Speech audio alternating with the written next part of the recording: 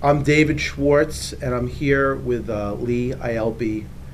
He's the founder of the World Trade Center Visitor Center Memorial. Did I say that correctly? I'm co-founder, Right. and it's the Tribute WTC Visitor Center. Visitor Center. And we're doing this for TOS 50, the other side of 50, and thank you, Lee, for joining us here today. Pleasure.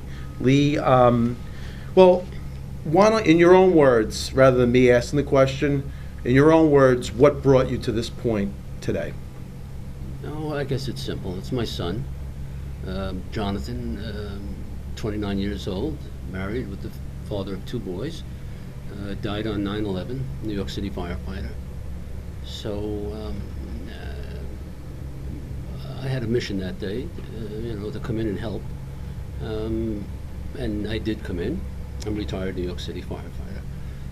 Retired in '96. So I came in to do what I thought would be help in the periphery, and it turned out to be a search for my son. So it turned into a mission to find my son. I did spend 9 months in recovery work at the site. Took 3 months to find Jonathan, but we were blessed and we found him. Where were you when Jonathan was found? I had left the site. I wanted to be here, but then again, I didn't want to be here. And I guess it worked out the way it's supposed to. I was at home and got a phone call from the chief in charge of the site for the night. He said, "We have Jonathan." I said, "Great." Came back in. This was December 11th, about 11:30. Came back in and I was able to do what I had to do to my son. My other son, Brendan, came with me. He went over and did what he had to do to his brother. And then myself and Brendan and some of the other men from his company, we carried Jonathan out. So I stayed on after that because there were other dads and sons and nephews looking for their relatives here. It was a group of us that stayed together. So there was no way I could leave. So I stayed on. And that's how I spent 9 months. But in the interim, I got involved with what is called the September 11th Families Association. Okay. Did you start that association? It was started by a young lady called Marion. Her name is Marion Fontana.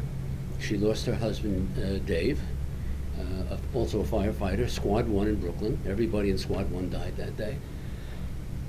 And the thought was to start an organization to get information from wherever, because it was still so raw.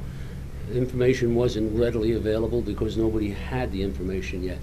So Marion started the organization. Other groups also started. We all became one. We became known as the Coalition of 9/11 Families.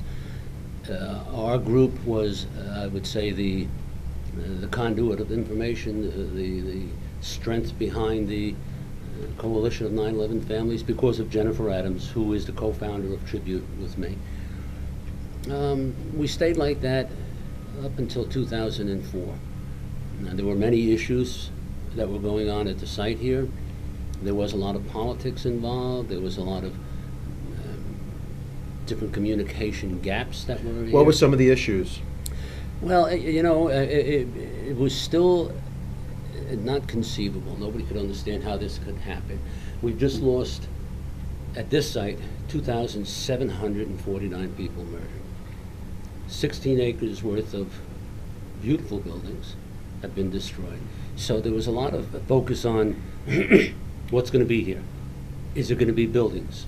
Do we remember the site as a total memorial, half a memorial, quarter of a memorial? So there were many issues, many stakeholders involved. Being one of the spokespeople for the families, what type of role did you play in the decision making as to what would be here? Did you have enough of a role, do you think?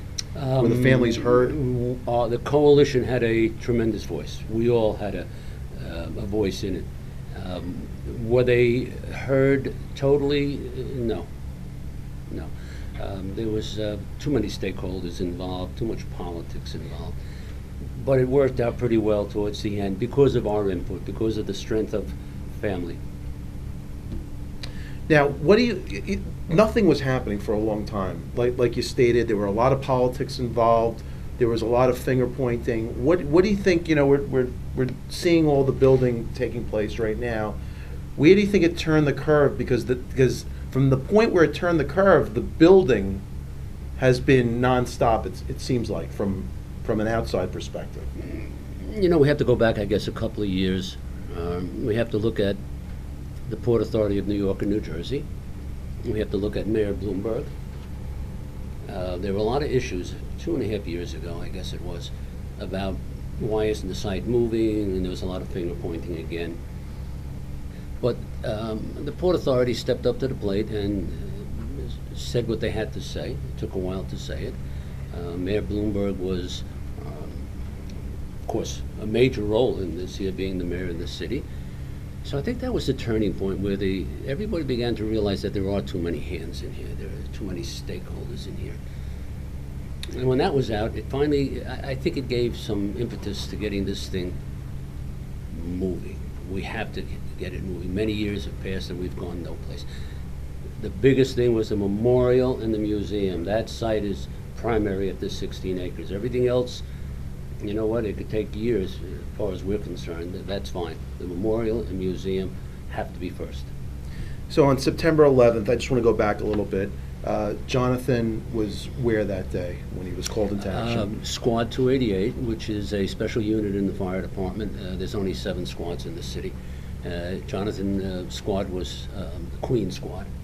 So they were in their firehouse, which is on the Long Island Expressway in Grand Avenue, just before the Kosciuszko Bridge. The squads were sent immediately. I did speak to him in the morning before they came here. You know, he had called and said, "Look at the television." I saw what everybody saw. So I could hear in the background a tone, meaning they're going on a run. He said, "Dad, we're going to the World Trade Center." And I said, "Okay, be careful." And that was the last time I spoke to my son. But at least I got to speak to him. We're going to take a little break, and then we're going to come back and talk about the Tribute Center.